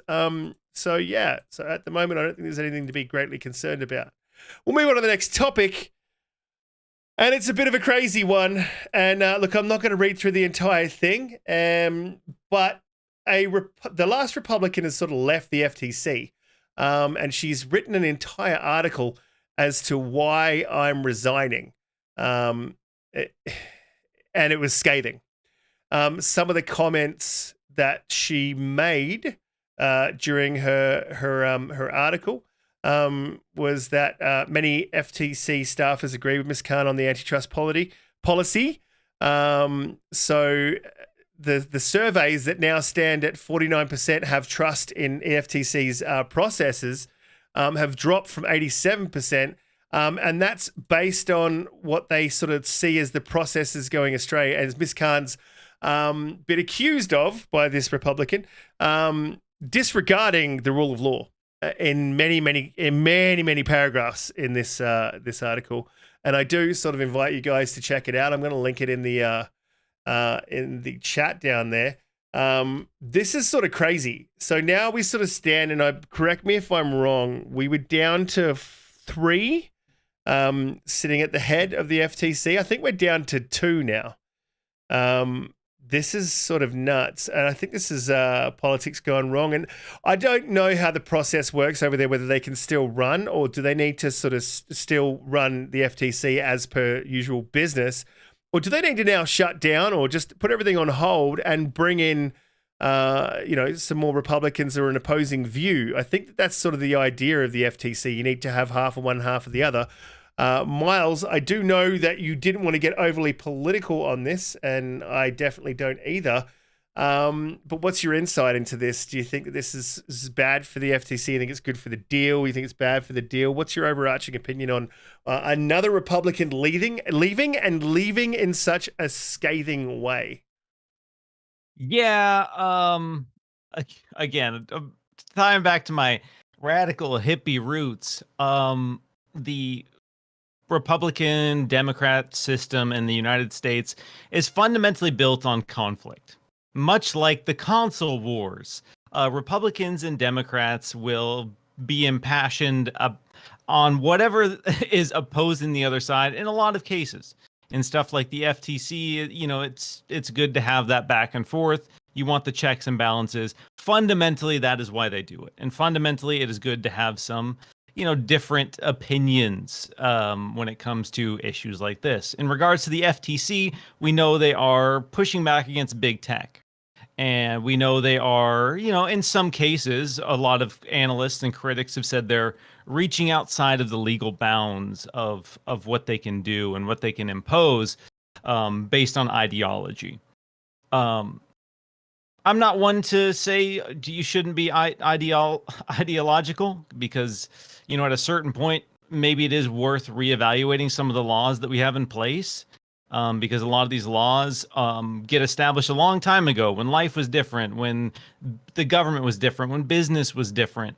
And fundamentally, this back and forth between Republicans and Democrats, all that does is just stall these things for eternity. So there can't be progress made because everyone is spiting everyone else for eternity, and we just suffer the consequences. The average citizen of the United States just suffers while all of these petty people fight back and forth about this stuff because of their political leanings. So it's a mess. It's a hot mess, much like a lot of the United States government. As someone from the United States, I get to live it every day, and it's just a joy. It's an absolute delight. So when it comes to, the balance between Republicans and Democrats in the FTC, yes, that is important. Yes, it is important unless everyone is just trying to spite everyone else. I think ultimately we probably do in some ways need to look at big tech in a more critical light and maybe try to reel some stuff in a little bit as, automation and AI starts to inevitably replace a lot of jobs. If there is no, recourse for the average person, and these big tech companies are the biggest, employers for a lot of regions, that's going to be an unfortunate place for the average Joe Schmo to be in. So I don't think it's going to stop the deal because obviously the FTC, regardless of how they feel, would have to take this to court, and they would have to prove in a court of law that this deal is whatever they decide it is or is not. And if the laws in place support Microsoft, which they do, let's just be frank, the laws that are currently in place do support Microsoft buying this company, they would just lose that case. So it would be a waste of time and money for a lot of people if they did that and had an unfounded case. So yeah, I don't know. We'll see how it all plays out. I just want the deal to be done either way at this point. If I'm being honest with everyone, my God, I'm so sick of talking about it. Yeah, look, I'm absolutely with you on that 110%. But I found this one to be actually really interesting. Some of the things that she said in that article, and I don't know if you got a chance to read it, are just absolutely scathing, and she did not hold back. One of the paragraphs here I just want to read before I go to Pete. 3 additional examples are illustrative. In November 2022, the Commission issued an antitrust enforcement policy statement asserting that the FTC could ignore decades of court rulings and condemn essentially any business conduct that 3 elected commissioners find distasteful. If conduct can be labeled with a nefarious adjective, coercive, exploitive, abusive, and restrictive, it may violate the FTC Act of 1914. But the new policy contains no descriptions or definitions of these terms, many of which also lack context in the law, which means that they don't line up with the laws. And they can basically try to circumvent the law until it gets to court. The Commission also candidly explained that its analysis under the new policy may depart from prior antitrust precedent and identified previously lawful conduct as now suspect.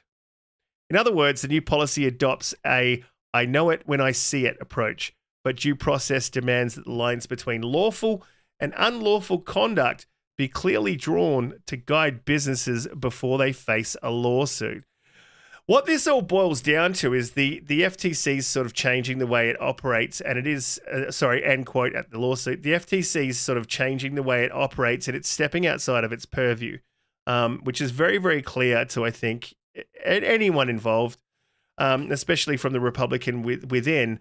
Unfortunately, because it doesn't align with actual laws, what we're seeing happen under the administration, and I'm not going to get too political, is that when it gets to court, it very much gets thrown out. But on the way there, it costs a lot of money, not just money from the government, but also money from these businesses.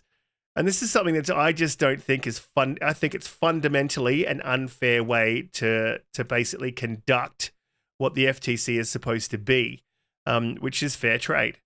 Pete, did you get a chance to read the article? What were your thoughts on the final Republican leaving? Do you think it's a left v right thing?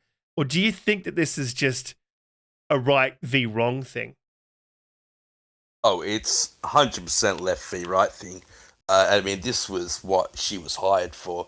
If you look at Lena Khan's history as FTC commissioner and what she did previously, she has been on record stating that she's going after big tech.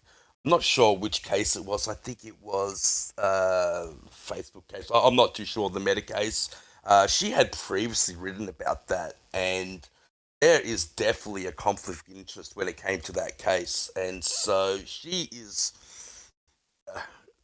thank God for the American legal system. And what you're saying is 100% correct. It shouldn't have to come down to the courts because it's costing the American taxpayer dollars. I believe that all her cases are eventually going to lose in court, but at the same time, it's costing the American people money to do so. I think her name was Christine Wilson, the lady that left, the last Republican that left. She said, "Since Ms. Khan's confirmation in 2021, my staff and I have spent countless hours seeking to uncover her abuses of government power. That task has become increasingly difficult as she has consolidated power within the office of the chairman, breaking decades of bipartisan precedent and undermining the commission structure that Congress wrote into law. I've sought to provide transparency and facilitate accountability through speeches and statements, but I face constraints on the information I can disclose, many legitimate but some manufactured by Ms. Khan as a Democratic majority to avoid embarrassment." So basically they're not putting out information that is publicly warranted to avoid embarrassment for Ms. Khan. Like, that's a disgrace. This is a government body. All these things should be public access. They should be public information. I hate what's going on. I think that and the FTC has always been very bipartisan in what it does. There are clear laws outlined that they need to follow. I think the Meta case outlined perfectly what's going to happen with the Activision case. I think that eventually it will fall down when it's brought before a judge. I'm sick of talking about it as well. I either want the deal to go through or don't want the deal to go through. Honestly, I don't really care anymore. I just want it over and done with. Yeah, and I think that the one benefit that we've sort of seen is as gamers is an extremely exposed look into how the FTC, CMA, and the EU's Commission works. And at the moment, it seems to be a little broken. I actually had that paragraph that you just read highlighted, and kind of gives me another paragraph that I wanted to read out as well. Consider the FTC's challenge, before I go to Umbra, consider the FTC's challenge to Meta acquisition of Within, a virtual reality gaming company. Before joining the FTC, Ms. Khan argued that Meta should be blocked from making any further acquisitions and wrote a report on the same issues as a congressional staffer. Now, end quote for a second. She's basically saying, as a blanket rule, Meta should not be able to make any other acquisitions, period. That's flat out unconstitutional. She would now sit as a purportedly, starting quote again, she would now sit as a purportedly impartial judge and decide whether Meta can acquire Within, spurning due process considerations and federal ethics obligations. My Democratic colleagues on the commission affirmed Mrs. Khan's decision not to rescue herself. Yeah, it's crazy that we're getting to see these sort of inner workings, not just of the FTC, but of Sony and how Sony's handling this and the current environment and its business practices. And I think it sort of says something about Sony as a business. And I do expect them to defend themselves. And I suppose you do have to use sort of any advantage that's offered to you. But when the advantage that's offered to you is straight up unconstitutional, unfair, and just plain wrong, in my view, should you use it, Umbra? Yeah, you should. 100%. Yeah. Yeah, I'm going to use every advantage I can as the competition.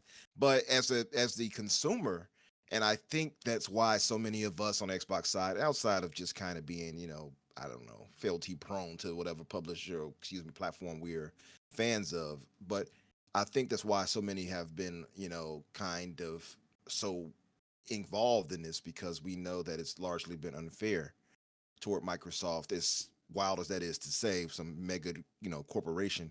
But the process has been, a lot of things that they've been pulling, at least what she's trying to pull, at least. We know that they don't really have a case, according to all involved and all people we've heard from that know far more than us on this type of thing. The whole laws of us who speak on these things, and they pointed out, and I know Michael Patra has as well, and I know his miles might vary because a lot of people don't tend to trust him, but a lot of their views are in line with ours, and I trust Hogue specifically. Of course, I mean he's been right plenty of times. He knows his stuff. And shout out to Hogue, by the way. Hopefully your recovery is going well, brother. But they speak on this, and they're saying it too, that the law is in Microsoft's favor. So her pulling what she's pulled, and not to be too politically charged, it's just a lot of politically, agenda prone nonsense, really. And I say that as a progressive thinker and type of person. Oh, the dog disagrees with me. But He was like, no. You are MAGA. I'm like, no. He said, make Australia great again. That's what he said. No, but yeah, I'm more of a progressive kind of guy. I do have some, conservative leanings, but fair is fair. And what they're trying to pull here is, like you pointed out, Risk is unconstitutional at what she's trying to do. And I'll just say this too. I know that the Republican that left, and I can't broad brush anybody and say, well, you're only doing this for this. But I will say I feel like it's probably grandstanding, to be fair too. But if you quit your entire position there, I think that speaks volumes to what you disagreed with those, running it elsewhere too. So, so I can't completely write Christine here off just because she's a Republican and I lean left. You know what I mean? And say, well, I don't just know doing if her it thing. was grandstanding, mate. Yeah, I don't think it was necessarily, Yeah. and that's why I say I can't write her off like that. I don't know how she views everything politically, so I can't say that. Even if I just disagree most of the time with a lot of our super right-leaning people nowadays, but that would be unfair of me to say. So I can only surmise that from what I've heard from people like Hogue that this seems to be an agenda, to stop these corporations and put a little feather in the cap of the administration now that's in place, and of course Lena Khan, who's beholden to them. So that's my thing on it. I think that the law is in Microsoft's favor, and I think the deal is going to go through. Honestly, the acquisition, I have no doubts about it. I'm just tired of talking about it like everybody else is. Honestly, I know the chat is.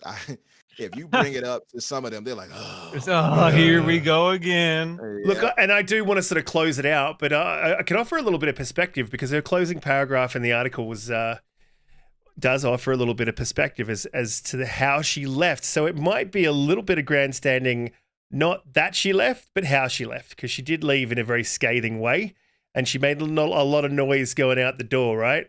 Which is not always something that happens. They might just leave and be like, due to irreconcilable differences, blah, blah, blah. But she wrote this at the end of the article. And again, I've linked the article in chat, scroll up. It is a great article. I was actually just mouth agape while I was reading it. She said at the end, she said, we all know the simple rule. If you see something, say something. As an antitrust lawyer, I counsel clients to avoid trouble by knowing when to object and how to exit. When my clients attended trade association gatherings, I advised them to leave quickly if discussions with competitors took a wrong turn, and raised alarm bells about price fixing or other illegal activity. Make a noisy exit. Say, spill a pitcher of water so that attendees remember that you objected and that you left. Although serving as an FTC commissioner has been the highest honor of my professional career, I must follow my own advice and resign in the face of continuing lawlessness. Consider this my noisy exit, end quote. That is definitely... That is main character energy. That is... Wow, okay. Yeah, that is kind of crazy. And if you read that a few times and you think about it, she's sort of saying if you come into sort of something to the legal here and you could get sort of swept up in the controversy that follows when they get caught, make sure that everyone know that you objected and that you left. She's very basically saying what's happening is illegal within the FTC. And that's, and the noisy exit is just absolutely madness. Again, Cutie, what do you think about, I know we've talked about this ad nauseum. I'll just get your thoughts on it. What do you think about the final Republican leaving, the way that she left? What are your thoughts? Well, I think she's living her best life. She's living her truth. It's clear that she does care about people. She cares about her integrity. And unfortunately, when you are working with people that don't align, and that's in any industry, it can be quite difficult, especially if you're not allowed to sit with those differences comfortably. Like it's all well and good and this is what everyone wants. If you are working on any project to reach any kind of goal, there are going to be people within that group that aren't going to completely agree. However, the fact is that it's actually beneficial for any decision for there to be various viewpoints, because it makes it so that I suppose everyone is kind of represented in a way. It's bipartisan. Yeah. But obviously there was a line for her and it had been crossed. And I, as much as people might think, this is quite controversial. This is quite loud, as she would put it. She is trying to do her best job. And unfortunately, she's been left with no other choice. So, yeah, absolutely. I'll add this one thing too. I'm so disillusioned with politicians here. I'm just gonna say this too. I am disillusioned. I support no party. I'm just saying this to get this clear. I am a progressive except thinker. Xbox parties. That's true. Hell, I'm not even in them most of the time. Ask Pete, but now. I was going to say he doesn't support them anymore. Oh. Yeah. I'm barely. I'm look. Hogwarts has me. I'm just telling you. If it's a single player game, you're not going to see me for a while. But just to say, and this could go either direction, be it left or right. These politicians are, a lot of them are bought off. I think a lot of us ignore that. It's the same thing I pointed out with the ABK thing with the EU and the CMA. People think, oh, well, they're government, they're this body of whatever. They're not going to do. You don't know what they'll do. You have lobbyists all over the place, and that's just legal bribery. Who knows? Maybe who knows if Microsoft paid off whomever to do what? Who knows if Sony paid off whomever to say whatever and act away? You know what I mean? We don't know. So that's why I say it could be grandstanding. And the way she left, you can kind of say it was grandstanding. But I just happen to agree with her here because the facts and the law happens to be in Microsoft's favor here. And absolutely, I agree with Microsoft's take here. As capitalistic as it is, I don't think they're in the wrong. Just wanted to say that. Yeah. I absolutely agree. I think what the reasons that she's laid out, if that's the reasons that she left for, yeah, she's absolutely right to do so. And I think it's a very good thing. Whether anything comes of it, which I hope something does come of it, is sort of yet to be seen. Well, I think she tried to work within the system, tried to work with Lena Khan, and realized that woman is, impossible to work with. And it is a shame. Yeah. Yeah, I think she would be. Anyway, it's been an absolutely fantastic show. I'm pretty stoked to be back, man. I kind of missed. It's been a while since I actually talked with you all like this. Yeah. Yeah, it actually is refreshing. Yeah, it's been a sort of an off week for me because it was new. I was new at my new job, and I wasn't on Twitter as much, just winding people up constantly, which I love doing. It was great, actually. It was a breath of fresh air. So your brain is probably so much stronger right now. You're recouping those brain cells you lost. He's over there solving math problems while he works and stuff right now. Yeah. Theory of relativity. I honestly do it though, just for a giggle. Like, it's just absolutely insanity how serious people take this stuff. When it comes to gaming, it should be fun. We should have fun with it. We should be able to make jokes about it and laugh. But man, you make a joke about PlayStation. Woo! Anyway, I wanted to thank the guys in the chat. You guys have been absolutely amazing. We appreciate that you guys all came back and jumped in the chat and just did your usual thing. Bobby Hawk, you are going to be banned very, very soon. No, we love Bobby. He's great. Appreciate everyone in the chat. You guys have been amazing. Please hit that like button on the way out. And our guest, Miles Dompierre, you've been amazing, dude. I love your takes. Loved having you back. We've got to get you on more often. This has been fun, man. Let people know where they can find you, what you've been up to. And before you do, just so you know, you can go and find all of Miles's links down in the description. So head down there, click on that, and you'll be able to chase him up real quick. Word. Yeah, it's been a lot of fun. I appreciate everyone hanging out, having some, we went some places. We had some big conversations on this episode. So appreciate everyone tuning in, hanging out. I also appreciate the chat staying very civil. It could have got, a lot spicier in the chat. So appreciate you guys having some adult conversations on these adult subjects. Yeah, if you want to get a hold of me, I launched a new YouTube channel recently that's just me. It's independent of IGN or Windows Central, and that's just youtube.com/Miles Dompierre. You can check out what I'm working on over there, or you can catch some of my stuff over on IGN. And if you want to send me some memes, I'm on Twitter more than anyone should be. Ooh, more than me? I mean, I don't know about that. I'm just saying more than anyone should be. I don't know. Oh, damn. Damn, I need to get another job, so I got two. Anyway, moving on. DoomCutie, another fantastic week. You've been amazing. It's great to have you back. Let people know where they can find you. And again, obviously, you can find any one of the panel members down in the description. Just hit the links and head there. DoomCutie, how's your week looking? Oh, it's looking busy with work as always. I say that every week. Oh my God, so boring.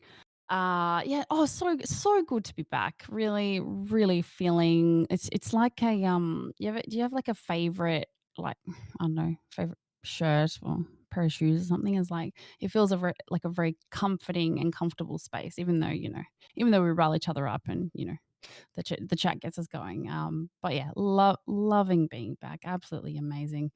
I really need. Okay, sorry, I'm at this impasse, right? So, okay. I have Hogwarts Legacy on for my PS5 and Xbox, right? And so I want to play in every single house a good character and an evil character. So I'm going to play all evil characters on PlayStation, and I'm going to play all good characters on Xbox. but I don't know if I want to 100% the game first before starting, because I've already rolled the credits for my first character. I don't know. I don't know what to do. But yeah, so that's a decision that I will be making very soon.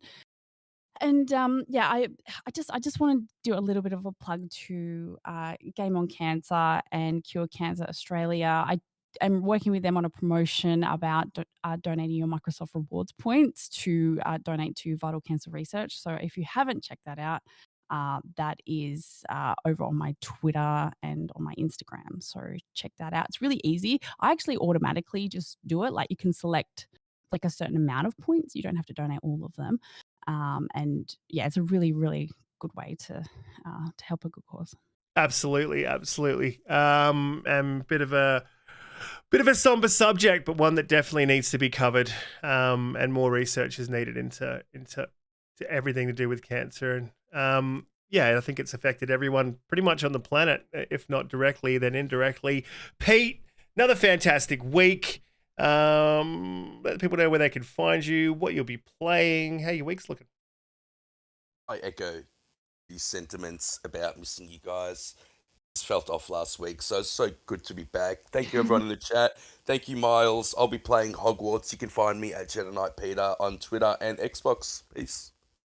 Absolutely. Umbra, another fantastic week. It was good talking to you, man. I haven't seen you for God knows how long.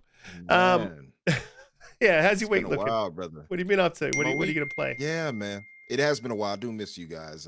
And I can kind of cure that by jumping in the party, but I refuse because I'm playing Hogwarts and I don't want to hear you all while I'm trying to cast myself a Avada Kedavra. I just don't want to hear that. And I'm all into the world. I'm like, yes. And I'm putting on my fake British accent. I'm like, yes, I'm going to fly around in my brim. And then all of a sudden, you all are like, oh, yeah, what about that girl there, mate? I'm like, no, you took me out. There's only a few people that you need to mute, bro, to be honest. And Pete is one of them. Yeah, just to see. Yeah, exactly. Oh, did you see that part there, mate, with the Willy Wonky? I'm like, the what? The Wingardium Leviosa. No, it's the what I wouldn't even exacerbation. Somebody's like, oh, you're kidding me. You're just randomly. You'll be like in your should have been zone. there. Were you there when they were all playing Call of Duty? I went in there and I thought I was in a war zone. When I see Pete playing Call of Duty, like back when it was a thing for them, I wouldn't even go into the party, like, because it was just ridiculous. I stopped. I'm like, you know what? I'm not wanted here. I can't. Yeah. Oh, you guys are just haters. Yeah, And Pete was the loudest. Wolf, come on, Mike. You have to see the man behind the door. Oh, you're hacking. Behind the You're door, hacking. Mike. Nah, that's never. Anyway, let's bring it back. Let's bring it back to Umbra's outro. Umbra's getting out of here. What are you going to be playing? What are you going to be up to? First, I want to say thanks to Miles. Miles, we appreciate you, brother. It has been a while since we had you on here. I think, honestly, and I say this humbly, I think we've improved dramatically since the last time we had you on here with us. And not even just from us, but our chat has improved dramatically too. So thank you for you coming here, and thank you to the chat for all of you all coming through to support us as you all do. You all can find me, of course, on Twitter under Infinite Umbra or Umbra Infinite. You'll find me either way. And of course, if you are so inclined to follow me on Xbox and friend me on there, you can find me under Super Havoc. That's Super HAVOC space, of course. And you can find me on Xbox Factor on Tuesdays at 12 o'clock Eastern with Boom and Cast, as well as here, of course, on 7 o'clock Eastern on Fridays. So come through and support us as you all do. We got love for you guys. We appreciate you. And I'm getting back to Hogwarts as we speak. He's booting it up as we speak. Love for y'all. You know the chat. I love y'all. Anyway, for everyone coming through. You gotta deepen the voice. Sorry, I'm doing that for Punty. I was doing it for Punty because he likes it.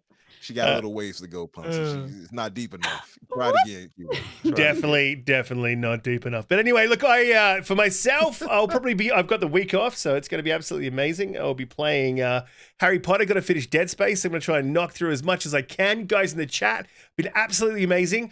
Next week, there might be some changes.